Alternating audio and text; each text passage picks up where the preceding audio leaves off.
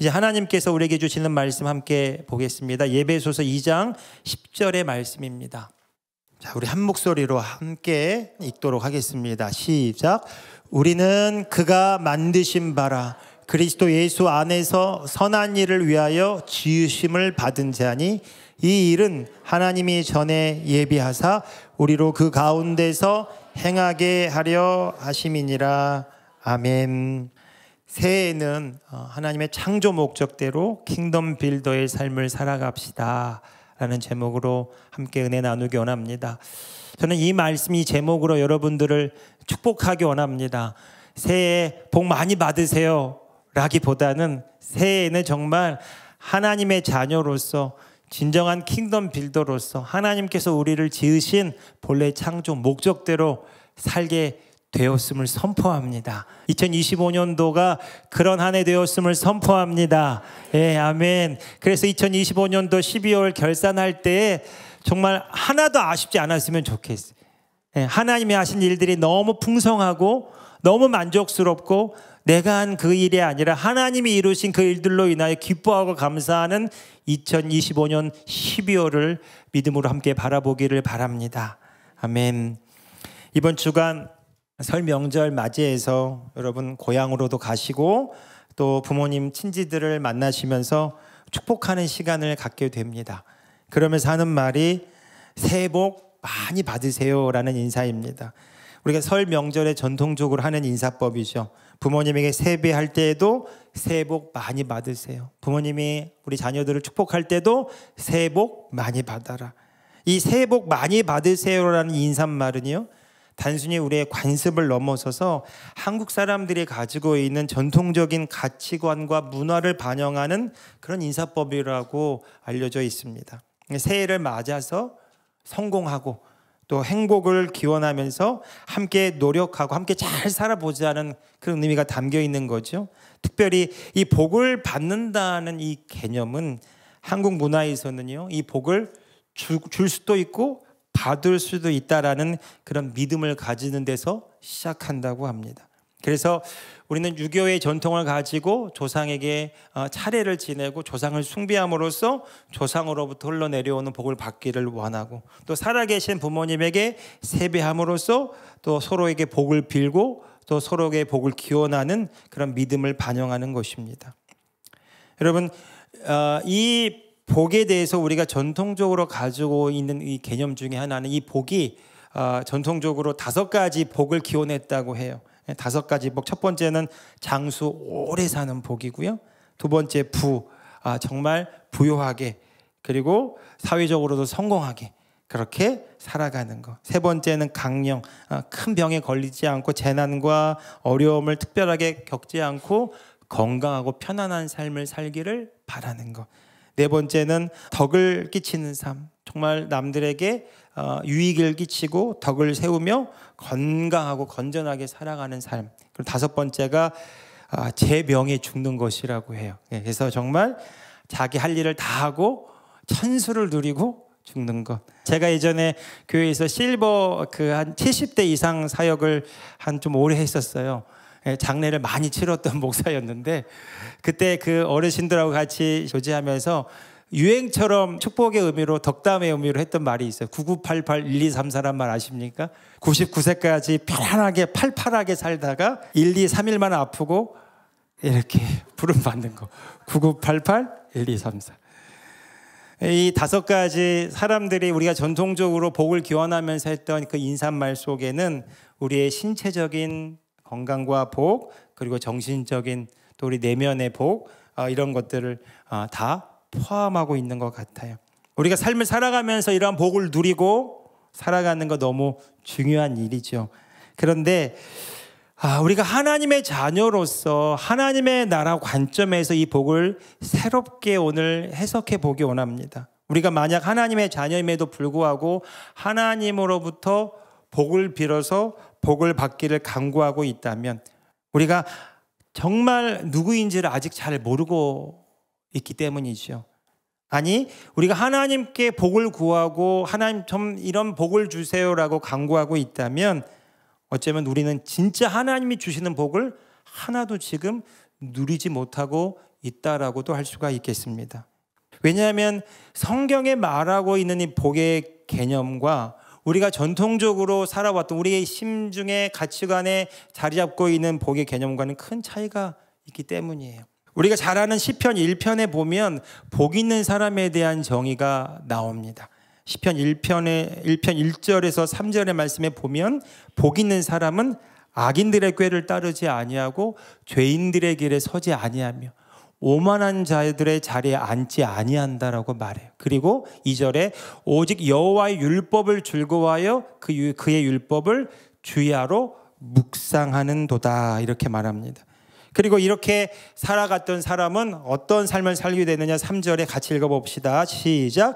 그는 시냇가에 심은 나무가 철을 따라 열매를 맺으며 그 잎사귀가 마르지 아니함 같으니 그가 하는 모든 일이 다 형통하리로다. 아멘. 복 있는 사람, 시편에 말하는 복 있는 사람은 시냇가에 심은 나무가 시절을 쫓아 과실을 맺음과 같이 그가 하는 모든 일들이 형통케 된다라는 거예요. 그런데 그 형통케 되는 사람의 그 원리가 무엇이냐면 이 세상의 기준을 따라가지 않는 거예요. 세상의 방법을 따라가지 않는 거예요. 그 대신에 2절에 하나님의 말씀을 주의하러 묵상하는 자라 이렇게 말하고 있습니다. 이 묵상이라는 단어가 하가, 읊조리다, 말하다라는 뜻이에요. 다시 말해서 그냥 머리로 그 말씀을 이해하고 판단하고 해석하는 것이 아니라 말씀을 계속 입술로 중얼거리면서 읊조리면서 말씀대로 말하는 거예요. 그래서 그 말씀이 그들의 심중에 새겨지게 될 때 그것이 법이 되고 기준이 되는 거죠. 그래서 이 세상 가운데 이 세상의 많은 무리들 속에 살아가지만 이 세상의 기준과 이 세상에 말하는 성공과 복을 쫓아가는 사람들이 아니라 하나님의 법대로 하나님의 기준대로 하나님의 말씀이 이끄는 대로 살아가는 사람들, 그 사람이 복이 있는 사람이라고 말하고 있습니다. 다시 말해서 복 있는 사람은 하나님의 말씀을 경험하는 사람들이에요. 하나님의 약속을 체험하는 사람들이 신약성 시편 1편에 복 있는 사람이라는 겁니다. 왜 말씀을 읊조리고 그 말씀대로 살아가는 것이 그들의 삶을 복되게 할까요? 그 근거를 저는 신명기 28장 12절 14절의 말씀을 통해서 찾을 수 있었습니다. 신명기 28장 12절 14절 말씀을 우리 한 목소리로 읽어보겠습니다. 시작. 여호와께서 너를 위하여 하늘의 아름다운 보고를 열으사 내 땅에 때를 따라 비를 내리시고 내 손으로 하는 모든 일에 복을 주시리니 내가 많은 민족에게 꾸어줄지라도 너는 꾸지 아니할 것이요 여호와께서 너로 머리가 되고 꼬리가 되지 않게 하시며 위에만 있고 아래에 있지 않게 하시리니 오직 너는 내가 오늘날 내게 명하는 내 하나님 여호와의 명령을 듣고 지켜 행하며 내가 오늘날 너희에게 명하는 그 말씀을 떠나 좌로나 우로나 치우치지 아니하고 다른 신을 따라 섬기지 아니하면 이와 같으리라. 아멘. 우리 부모님 세대가 이런 기도 많이 올렸죠. 하늘의 보물 창고를 우리 아들에게 딸에게 열어주십시오. 꾸어줄지라도 꾸는 자가 되지 않게 해주십시오. 그 저도 어릴 때 많이 들었던 기도가 그거예요. 머리가 될지언정 꼬리가 되지 않게 하여 주옵소서.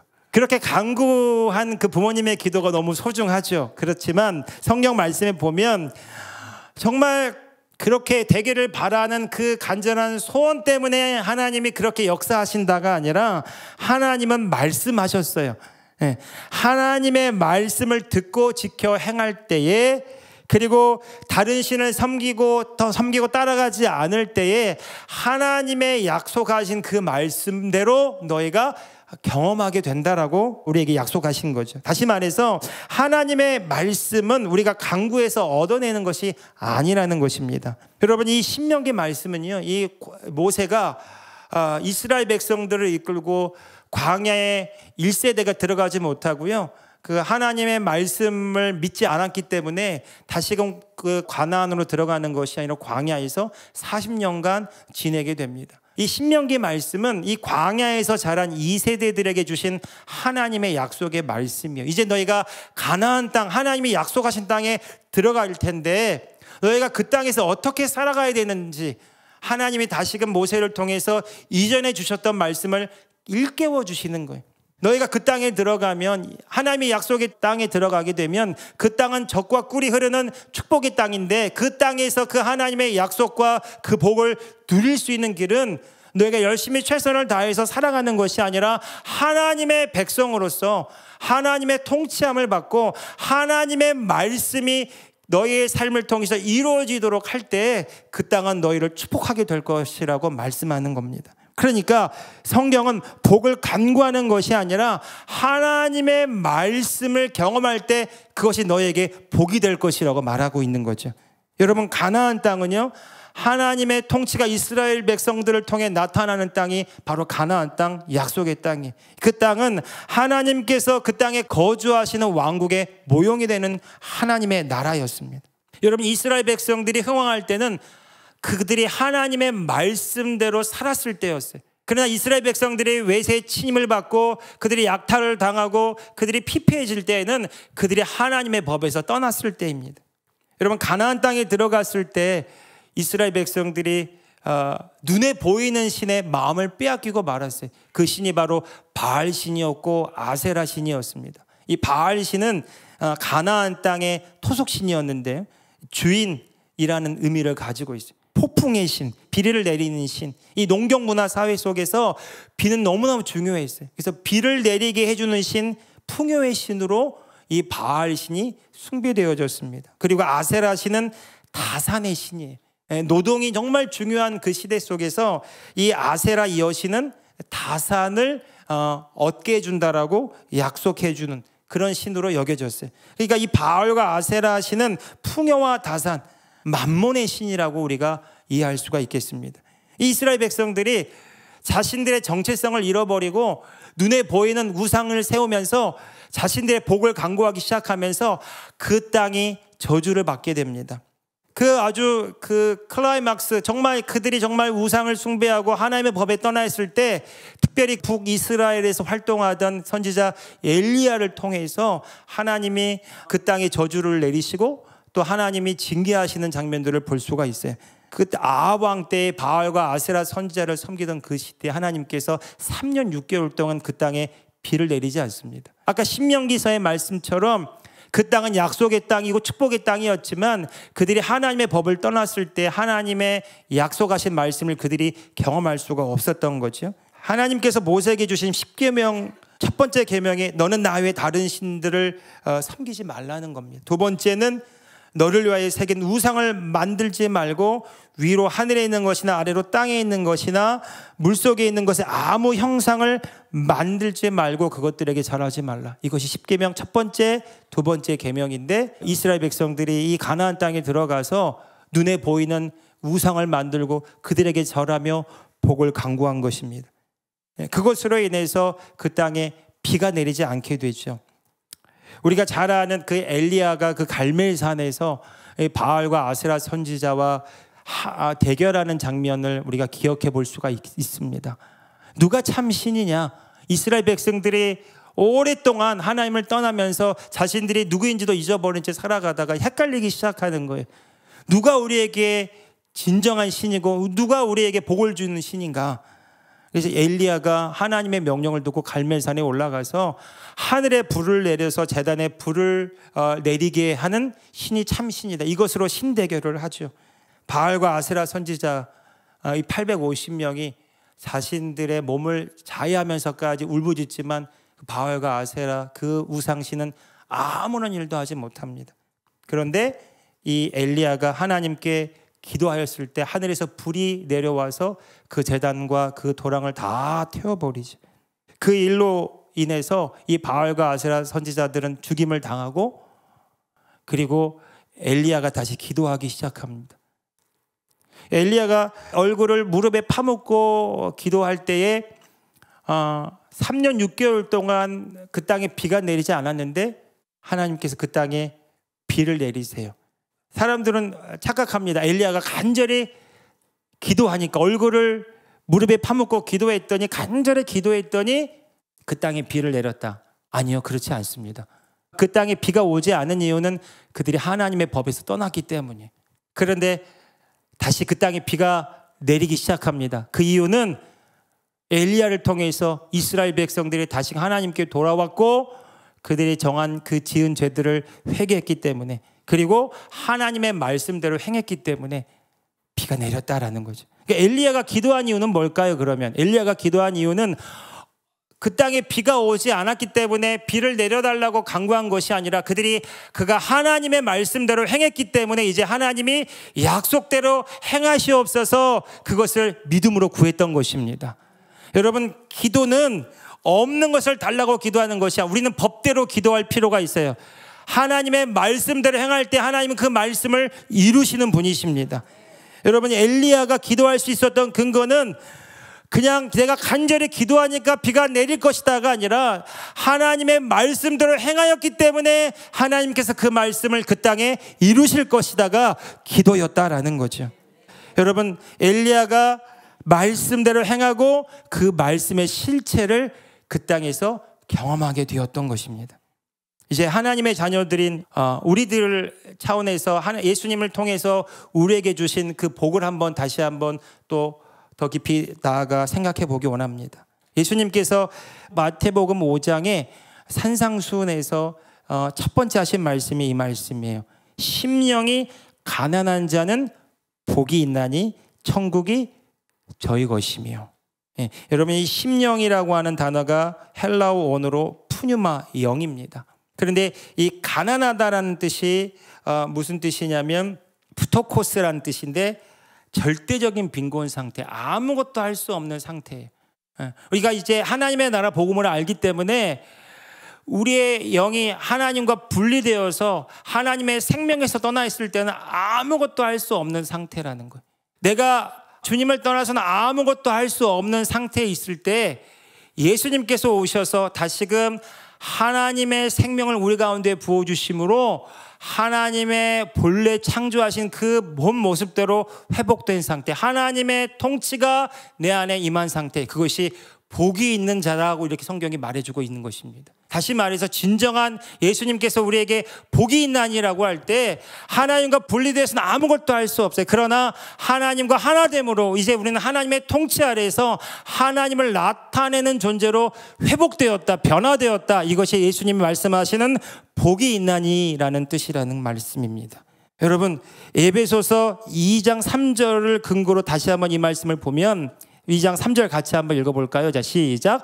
전에는 우리도 다 그 가운데서 우리 육체의 욕심을 따라 지내며 육체와 마음이 원하는 것을 하여 다른 이들과 같이 본질상 진노의 자녀이었더니, 이것이 하나님과 분리된 상태, 아무것도 할 수 없는 상태, 하나님의 창조 목적에서 벗어난 우리의 현 주소를 말해주고 있습니다. 그런데 4절에서 7절 말씀에 보면 예수 그리스도를 통해서 하나님의 그 사랑이 우리 가운데 부어진 바 되었어요. 같이 한번 읽어봅시다. 시작. 긍휼이 풍성하신 하나님이 우리를 사랑하신 그 큰 사랑을 인하여 허물로 죽은 우리를 그리스도와 함께 살리셨고 너희는 은혜로 구원을 받은 것이라. 또 함께 일으키사 그리스도 예수 안에서 함께 하늘에 앉히시니 이는 그리스도 예수 안에서 우리에게 자비하심으로써 그 은혜의 지극히 풍성함을 오는 여러 세대에 나타내려 하심이라. 아멘. 여러분, 하나님과 분리되어서는 아무것도 할 수 없는 오늘 저와 여러분에게 예수님을 통해서, 예수님이 우리의 모든 죄업물을 다 담당하시고 십자가에서 죽으시고 부활하시고 승천하셔서 자신의 피로 하나님의 공의를 만족시키신 후에 성령님을 우리 가운데 보내주셔서 하나님의 생명을 가진 자로 이 땅 가운데 존재하게 하셨다라는 거예요. 예. 그러니까 이 말씀을 근거로 보면 오늘 저와 여러분은 이미 하나님의 복 덩어리가 되었다라는 거예요. 하나님이 보실 때 하나님의 창조 목적이 회복된 바로 그 상태가 되었다라는 것입니다. 오늘 저와 여러분이 하나님의 생명으로 거듭난 하나님의 자녀라면, 예수 그리스도 안에서 거듭난 새로운 피조물이라면 오늘 저와 여러분의 현 주소는 하나님 보좌 우편 예수 그리스도 안에 이미 존재하고 있다라는 거예요. 또 함께 일으키사 그리스도 예수 안에서 함께 하늘에 앉히시니. 여러분, 오늘 저와 여러분은 예수 그리스도 안에서 하나님 보좌 우편에서 영원한 생명을 가진 자로 이미 존재하고 있는 줄 믿으시기 바랍니다.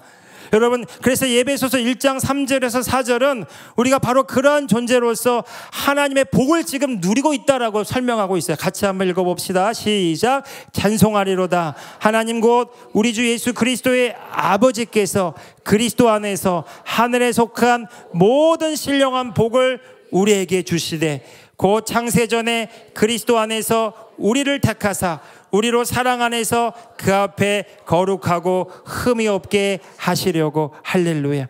여러분, 우리가 예수 그리스도 안에 있다면 하늘에 속한 모든 신령한 복을 이미 받았습니다. 할렐루야. 옆 사람에게 이렇게 선포합시다. 하늘에 속한 모든 신령한 복이 이미 당신에게 주어졌습니다. 여러분, 그 상태에서 우리가 시작하는 거예요.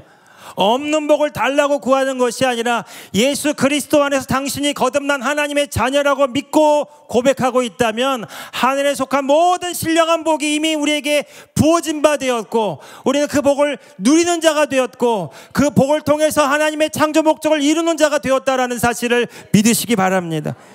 베드로후서 1장 3절은 또 말합니다. 같이 한번 읽어봅시다. 시작. 그의 신기한 능력으로 생명과 경건에 속한 모든 것을 우리에게 주셨으니 이는 자기의 영광과 덕으로서 우리를 부르신 이를 알므로 말미암음이니라. 아멘. 아멘. 우리가 하나님 아버지를 알 때 내가 누구인지를 알게 돼요. 하나님 아버지는 이 온 우주 만물을 창조하셨어요. 그리고 우리에게 하나님의 생명을 부어주시고 하나님의 통치가 하나님의 뜻이 온 땅에 이루어지기를 바라셨어요. 내가 우연히 어쩌다가 태어나서 이 땅에 살아가다가 정말 복을 누리고 장수하고 내가 많은 사람들의 인정과 인기를 얻고 행복과 성공을 추구하며 살아가는 존재가 아니라 내가 이 땅에 살아가는 이유는 하나님의 창조 목적을 이루기 위함이라는 것입니다. 여러분, 우리가 하나님을 알 때 내가 누구인지를 알게 돼요. 그리고 하나님 아버지가 나에게 이 주신 이 모든 것들이 왜 나에게 주어진지를 알게 됩니다. 하나님은 오늘 저와 여러분을 통해서 그 은혜를 오는 여러 세대에 나타내기를 원하신다라는 것입니다. 여러분, 우리가 이 사실을 알지 못하면 여전히 하나님과 분리되어서 내가 더 잘 살기 위해서 생존하기 위해서 최선을 다하는 삶을 살아갈 수밖에 없어요. 내가 사람들의 인정을 받아야 돼요. 사람들의 그 평가에서 내가 더 좋은 평가를 받아야 돼. 더 나은 사람이라고 내가 존중함을 받아야 돼. 그렇지 못하면 내 존재 가치가 없어지는 것. 여러분, 이것이 하나님과 분리되어서 내가 누구인지를 알지 못한 채 살아가는 사람들의 삶의 모습이 늘 생존에 대한 불안과 두려움, 더 나은 삶을 향한 목마름, 채워도 채워지지 않은 삶의 공허함과 그 상실감을 안고 살아가는 삶의 모습들이 이 세상에 얼마나 많이 펼쳐지고 있습니까? 우울증, 공황장애, 알 수 없는 그 정신병으로 고통받는 많은 사람들을 우리가 보게 돼요. 과거의 경험에 발목이 묶인 채 우리가 예수님을 믿는다고 말하면서도 불구하고 영원한 나 하나님의 자녀로서의 받은 이 신성과 원복을 하나도 누리지 못한 채 살아가는 사람들이 너무나 많이 있습니다. 여러분, 그러나 우리가 내 경험으로 나를 보는 것이 아니라 하나님의 말씀대로 나를 바라보게 될 때 예수 그리스도 안에서 하늘에 속한 모든 신령한 복을 이미 받았어요. 여러분, 오늘 저와 여러분을 이끄는 삶의 원동력이 이 세상의 사고체계, 이 세상의 신념체계 기준이라면 여러분, 우리는 이 세상에 여전히 끌려다니는 종로로 살 수밖에 없어요. 그렇지만 하나님의 말씀이 진리고 그 말씀이 오늘 나에게 말씀하는 바를 내가 믿음으로 받아들인다면 오늘 저와 여러분은 이미 예수 그리스도 안에서 온전한 존재로 거듭났습니다. 우리는 예수 그리스도 안에서 하늘의 모든 신령한 복을 받았습니다. 여러분, 그것을 믿음으로 고백할 수 있는 저와 여러분들 되기를 예수님의 이름으로 축복합니다. 여러분, 우리가 이 말씀을 받아들일 때도요, 이 말씀에 대한 내 생각으로 말씀을 그냥 지식으로 받아들이면 아무런 영향력이 없다는 사실을 우리 너무 잘 알잖아요. 여러분, 말씀대로 말할 수 있기를 바랍니다. 말씀대로 생각할 수 있기를 바라요. 그리고 말씀대로 이루어진 것이 이미 나에게 주어져 있다는 것을 믿음으로 고백하고 심는 저와 여러분들 되기를 예수님의 이름으로 축복합니다. 영원한 내가 있어요. 예수 그리스도 안에서 하나님의 생명을 가지고 예수 그리스도 안에서 하늘의 모든 신령한 복을 이미 받은 자가 이미 내 안에 있다라는 것입니다. 우리가 이 삶을 살아가기 위해서, 이 하나님의 창조 목적대로 살아가기 위해서 저는 세 가지를 우리가 적용하고 실천하기를 바라요. 가장 먼저 첫 번째로는 우리가 예수 그리스도 안에서 하나님의 자녀로서 이 신성과 원복을 누리는 자로 살아가기 위해서 첫 번째로는 하나님의 영의 통치함을 받고 성령의 인도함을 받는 삶을 날마다 훈련할 수 있기를 바랍니다. 우리가 하나님의 영의 통치함을 받을 때 우리가 이 하나님과 분리된 의식이 아니라 하나님과 하나 된 하나님의 생명과 하나님의 의의 의식을 갖게 돼. 내가 거짓자로서 자존자로서 생존 모드로 살아가는 것이 아니라 하나님의 영 안에서 하나님의 통치함을 받는, 내가 하나님의 사랑 안에 하나님의 생명 안에 있는 존재라는 것을 의식하게 되고 경험하게 되면, 여러분 오늘 저와 여러분이 하나님을 나타내는 그 의의 의식을 갖게 됩니다. 로마서 8장 12절 14절 말씀에 보면, 그러므로 형제들아 우리가 빚진 자로 돼 육신에게 져서 육신대로 살 것이 아니니라. 너희가 육신대로 살면 반드시 죽을 것이로되 영으로서 몸의 행실을 죽이면 살리니 무릇 하나님의 영으로 인도함을 받는 사람은 곧 하나님의 아들이라. 성경이 말하기를 우리가 하나님의 자녀라고 부름받았다면 사는 길은 하나님의 영의 인도함을 받는 길이라고 말하고 있어요.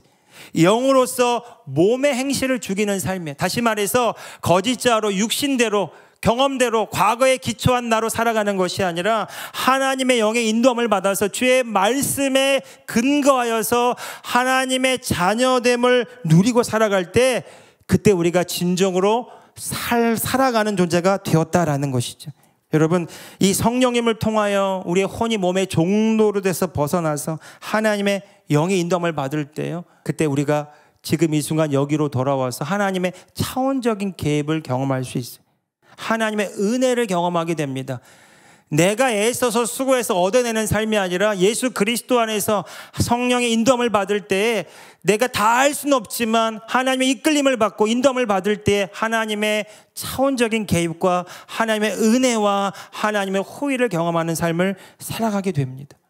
여러분 뒤집어서요, 여러분 2025년도 한 해 여러분의 삶에 하나님의 은혜와 호의가 나타날 때 여러분 기억하십시오. 내가 예수 그리스도 안에서 성령의 인도함을 받고 있구나. 이것을 기억하시기 바랍니다.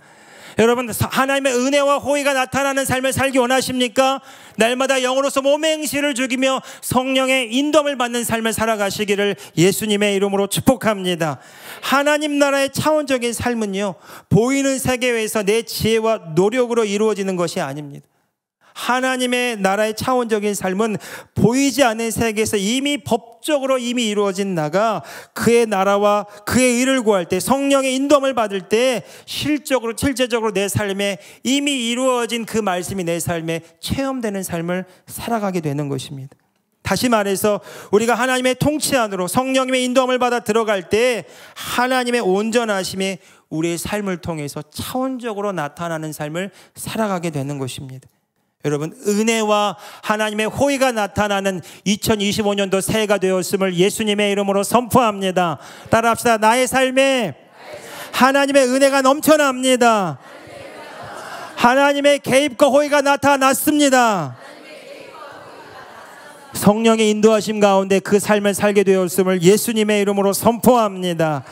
두 번째, 우리가 이 하나님의 자녀로서 신성과 원복을 누리며 삶을 살아가기 위해서 두 번째로 행해야 될 게, 여러분 이미 영원한 내가 있기 때문에 날마다 자기를 부인하고 자기 십자가를 지는 삶을 훈련하시기 바랍니다. 이미 우리 안에 하나님의 나라가 임했습니다. 그렇지만 우리의 심중에 심겨진 것들이 이미 보이지 않는 세계에 풀어져서 나타나고 있는 현실을 우리가 경험하며 살아가고 있습니다.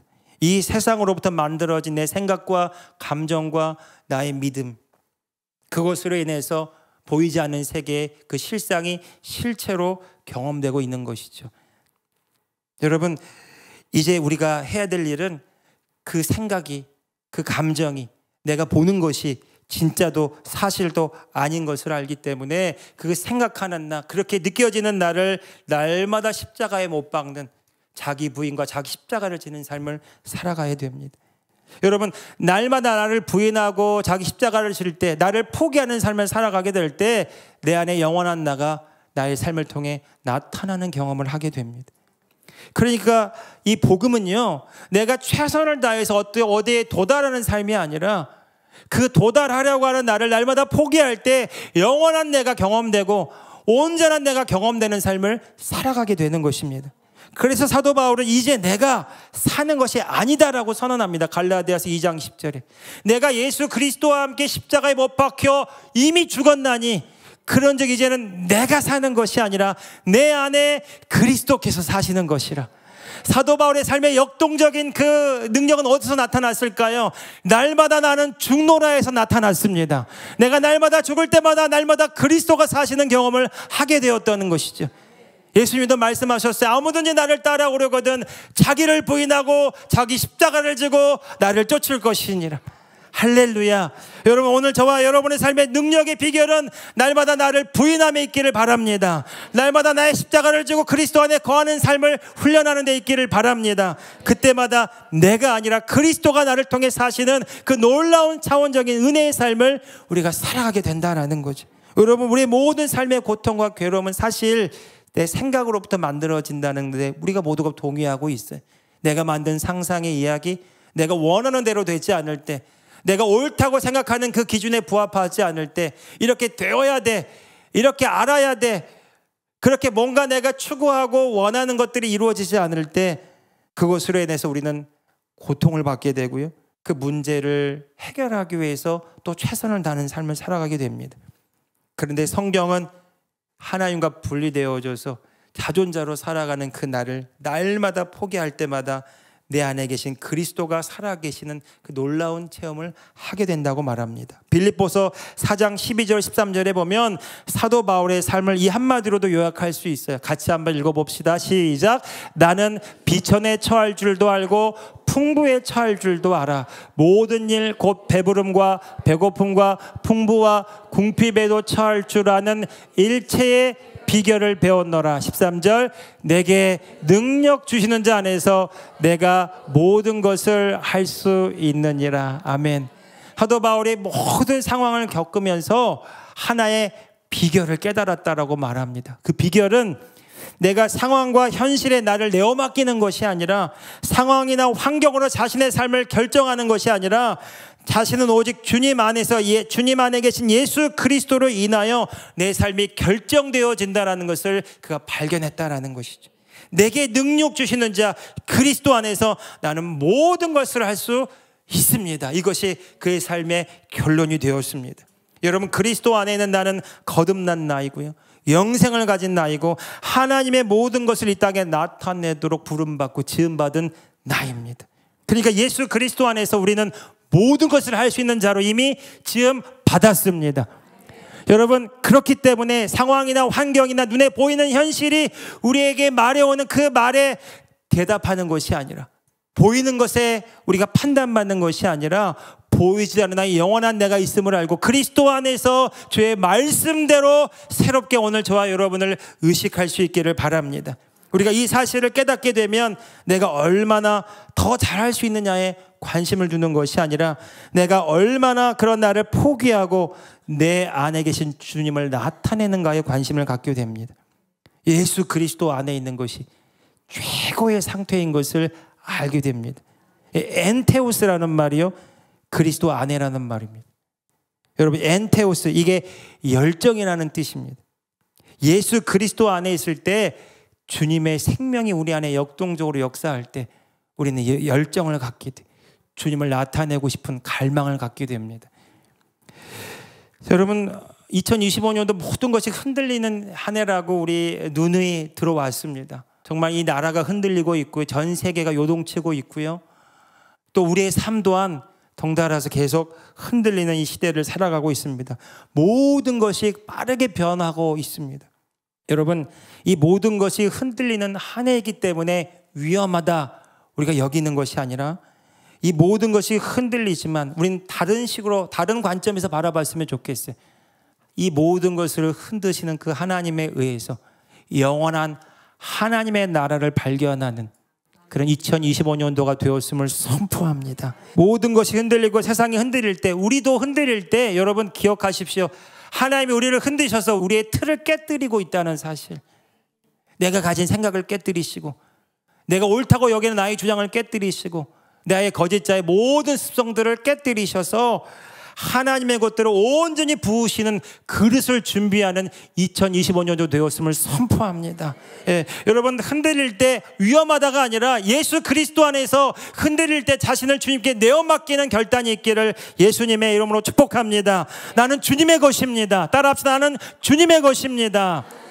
나는 주님 안에 있습니다. 나는 주님 안에서 온전합니다. 할렐루야. 내 마음에 들어오는 모든 불안과 염려와 두려움들, 내 안에 정말 올라오는 모든 상처의 내면의 모든 거짓된 생각들, 그것들이 올라와서 나를 묶으려고 할 때마다 그 나를 포기하는 결단이 있기를 예수님의 이름으로 축복합니다. 그 생각을 부인하고 그 나를 포기하고 그 주님 안으로 들어갈 때마다 주님 안에 있는 그 모든 것들이 나의 삶을 통해 나타나는 2025년도 되었음을 선포합니다. 제가 보니까 하나님은요, 우리의 삶을 하나님의 그 목적대로 이끌어가기를 원하세요.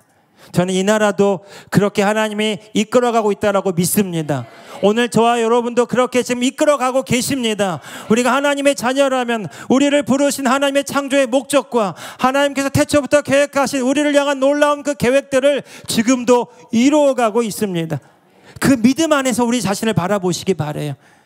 내가 흔들리고 내 상황이 현실이 비천에 처할 줄도 알고 풍부에 처할 줄도 아는 일체의 비결을 얻기를 바랍니다. 그것은 바로 예수 그리스도 안에서예요.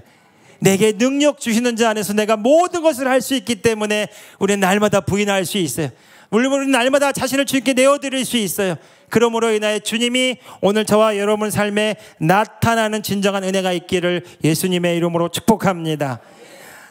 진정한 헌신은 그 나를 주님께 내어 맡길 때, 나를 포기함으로 주님이 온전히 나타나는 문이 열리게 될 때, 내가 하는 것이 아니라 주님의 뜻이 이루어지는 그 놀라운 차원의 삶으로 나아가게 될 때, 그것이 진정한 헌신입니다.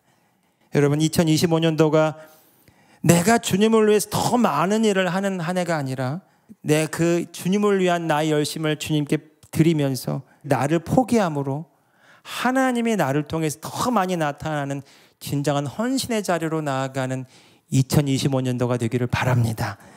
세 번째, 마지막으로 우리가 하나님의 자녀로서 진정한 복을 누리는 길은요, 날마다 하나님의 나라로 침노하는 일입니다. 마태복음 11장 12절 말씀에 세례 요한의 때부터 지금까지 천국은 침노를 당하나니 침노하는 자는 빼앗느니라고 말합니다. 또 같은 말씀인 누가복음 16장 16절에서는요, 율법과 선지자는 요한의 때까지요, 그부터는 하나님 나라의 복음이 전파되어 사람마다 그리로 침입하느니라 이렇게 말합니다. 여러분, 이 말씀을 하나님의 나라 복음으로 차원적인 관점으로 해석하지 않으면 이 말씀을 제대로 이해도 못해요. 어떻게 하나님의 나라로 침노할 수 있는 것인가? 여러분, 그 하나님의 나라가 우리 안에 있습니다. 여러분, 그 하나님의 통치가 이미 우리 심중에 임했습니다. 그렇지만 우리 심중에 하나님이 심지 않은 그 영역에는 여전히 마귀가 통치하고 도둑질하고 있습니다. 이제 우리가 주님 안에서 날마다 그 영역들을 회복해 나아가는 이런 일들을 해야 돼. 어떻게 하나님 나라로 침노할 수 있습니까? 예수 그리스도 안에서 성령과 말씀으로 하나님의 나라로 침노할 수 있어요. 구체적으로 우리의 심중을 날마다 주의 말씀으로 새롭게 하는 것입니다. 하나님의 말씀을 말씀대로 말함으로 심중에 그 말씀을 심는 일을 하는 것입니다. 여러분, 그럼으로써 우리의 심중에 깔려있는 그 모든 신념차기가 다 깨어지고 하나님의 말씀대로 이루어진 그 실상이 우리 심중을 통해서 새롭게 펼쳐지게 됩니다. 여러분, 이것이 하나님의 나라로 침노하는 일이에요. 저는 2025년도에 계속해서 오늘 이 설교 준비하면서 이런 생각이 들었어요. 2025년도 계속해서 여러분에게 마지막엔 이렇게 설교하고 싶어요. 하나님의 말씀대로 날마다 심중에 심는 2025년도가 되었습니다. 네. 심중을 날마다 새롭게 함으로 하나님의 통치가 온전히 이루어지는 2025년도가 되었습니다. 여러분, 날마다 하나님의 나라로 침노해서 그 영토를 회복하는 일들이 일어나기를 예수님의 이름으로 축복합니다.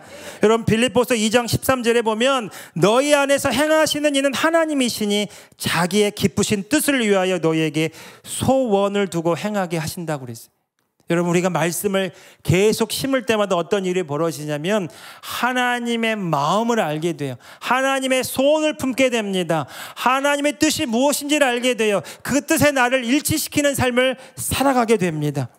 여러분, 그 말씀은요, 그 소원은 내가 이루는 소원이 아니라 하나님의 나를 통해서 나와 함께 하셔서 나와 나를 통해서 이루어 가시는 하나님의 소원이 되는 거예요.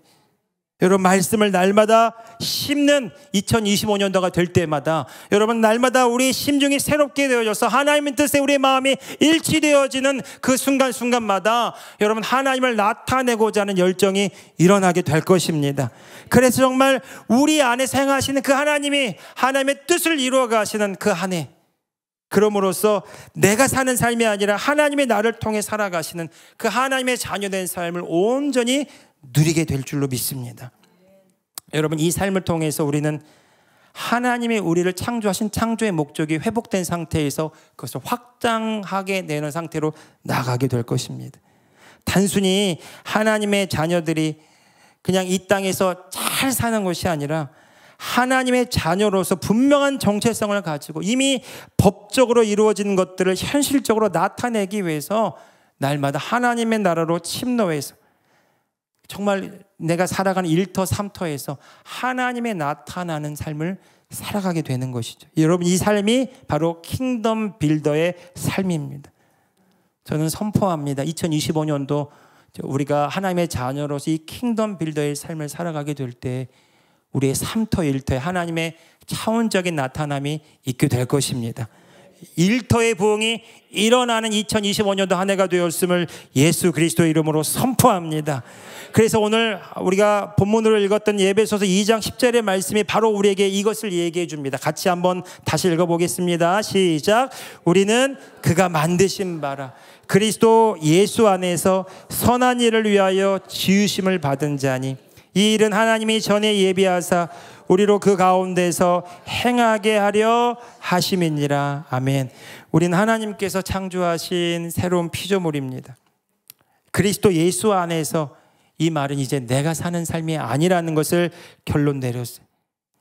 내가 예수 그리스도 안에 산다는 것은 그리스도가 나를 통해서 하나님의 뜻을 이루어가는 삶을 사는데 부름받은 자라는 것을 우리가 고백하는 것입니다. 하나님께서 우리를 구원하신 그 창조의 목적대로 살아가는 삶, 저는 이것이 하나님의 자녀가 누리는 최고의 복이라고 믿습니다. 마지막 날 우리가 다 하나님 부르시는 날, 또 주님 다시 오시는 그날, 천년왕국 동안 부활의 몸을 입고 하는 주님과 함께 왕도를 하다가 천년왕국 이후에 백보자 심판대 앞에 다 서게 될 거예요. 저는 그날이 심판의 날이 아니라 믿는 하나님의 자녀들에게는 희상대가 되기를 바랍니다. 하나님의 창조의 목적대로 하나님의 뜻을 이루며 우리를 구원하신 하나님의 계획을 이 땅 가운데 나타내며 살아가는 삶, 그 혼의 구원을 이루어가는 삶을 살아가는 자들은 그날이 기다려지는 날이 될 것입니다. 그래서 초대교회 성도들은 마라나타 주 예수여 어서 오시옵소서, 주님 오시는 그날이 최고의 날이고 영광스러운 날이고 영원한 승리의 날이 될 것을 알았기 때문에 그 날을 바라보면서 오늘 우리에게 주어진 이 하루를 하나님의 자녀라고 하는 분명한 정체성을 가지고 살아갈 수가 있었습니다. 2025년도 우리 새해, 우리 설을 맞이해서 저는 여러분들을 정말 축복합니다. 새해 복 많이 받으세요, 이렇게 축복하는 것이 아니라 하나님의 자녀로서 2025년도 진정한 킹덤 빌더로서 살아가시기를 축복합니다. 그리고 정말 킹덤 빌더로서 하나님이 내 삶에 은혜와 호의를 베푸시고 내가 날마다 부인될 때마다 내 삶이 변화가 일어날 뿐만 아니라 그 변화를 통해서 내 삶에 하나님의 놀라운 하나님의 역사가 나타날 때 우리를 본 자들이 우리를 통해서 하나님을 보는 일들이 일어나게 될 것입니다. 여러분, 이것이 하나님의 자녀로서 우리가 이미 받은 신성과 원복을 누리는 길이고 하나님께서 창조하신 그 창조의 목적을 이루어가는 길입니다. 올 한 해 어떠한 상황과 현실이 우리 눈앞에 있다 할지라도 그때마다 날마다 주님 안에서 내가 누구인지를 의식하십시오. 나는 하나님의 자녀입니다. 지금 이 순간 그리스도 안에 있습니다. 내 생각, 내 감정 날마다 주님께 드리고 그 나를 주님께 내어 맡기고 하나님이 이루실 놀라운 일들을 믿음으로 바라보면서 그 하루하루를 살아갈 때마다 나중에 뒤돌아보면 내가 사는 것이 아니라 하나님의 은혜로 되어진 삶이라는 것을 우리가 고백하게 될 거예요. 사도 바울의 삶이 그런 삶이었습니다. 내가 모든 사도보다 더 많이 수고했지만 내가 한 것이 아니다. 나의 나됨은 하나님의 은혜로라. 그 하나님의 은혜로라, 이 삶의 고백이 저와 여러분의 마지막 고백이 되기를 예수님의 이름으로 축복합니다. 아멘.